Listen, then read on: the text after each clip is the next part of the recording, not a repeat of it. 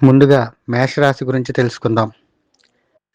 ఈ రాశి వారికి మేషరాశికి అధిపతి అయినటువంటి కుజుడు ఉచ్చ స్థానంలో ఉండటం వల్ల పట్టిందల్లా బంగారంగా ఉంటుంది. గతంలో చేసిన రుణాలు తీరేటటువంటి అవకాశాలు ఎక్కువగా ఉన్నాయి. అదేవిధంగా ఎవరైతే ఆర్థికంగా ఇబ్బందులు పడుతూ ఉంటారో వారికి లోన్ల రూపంలో కానీ, మిత్రుల వల్ల సహాయ సహకారాల వల్ల కానీ ధనం సమయానికి చేతికి అందటం అనేటటువంటిది జరుగుతుంది. అదేవిధంగా దీర్ఘకాలికమైనటువంటి వ్యాధులతో బాధపడుతున్నటువంటి వారికి ఈ కుజుడు ఉచ్చ స్థానంలో ఉండటం వల్ల వాళ్ళ సమస్యకు చక్కటి పరిష్కారం అనేటటువంటిది ఏర్పాటవుతుంది. అయితే సరైన మందులు పడి అనారోగ్య సమస్యల నుంచి బయటపడేటటువంటి అవకాశాలు ఎక్కువగా గోచరిస్తున్నాయి.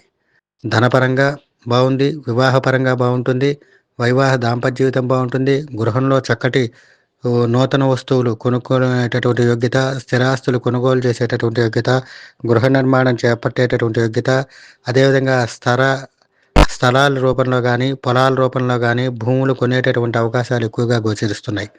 అయితే కోర్టుకి సంబంధించినటువంటి విషయాలు ఎప్పటి నుంచి ఇబ్బందులు పడుతున్నారో వారికి కూడా చక్కటి పరిష్కారం అనేటటువంటిది లభిస్తుంది. కానీ ఎవరైతే విద్యార్థులు ఉన్నారో వారికి మాత్రం ఇబ్బందికరమైన వాతావరణంగా ఉంటుంది. వారికి ఉత్తీర్ణత శాతం తక్కువగా ఉండటము, వారి పడిన కష్టానికి ఫలితం లభించకపోవటము, అదేవిధంగా ప్రతికూల వాతావరణం ఏర్పడటం, విదేశాలు వెళ్ళాల్సినటువంటి వారికి కూడా అనుకూలంగా లేకపోవటం అనేటటువంటివి జరుగుతున్నాయి. ముఖ్యంగా ఈ రాశి వారికి ఒక విద్య పరంగానే సమస్యలు ఎక్కువగా ఉంటాయి. షేర్ మార్కెట్ల వారికి కూడా మంచి లాభాలు గడించేటటువంటి అవకాశాలు ఎక్కువ ఉన్నాయి. రాజకీయ నాయకులకు కూడా పట్టిందల్లా బంగారంగా ఉండేటటువంటి అవకాశాలు ఎక్కువగా ఉన్నాయి.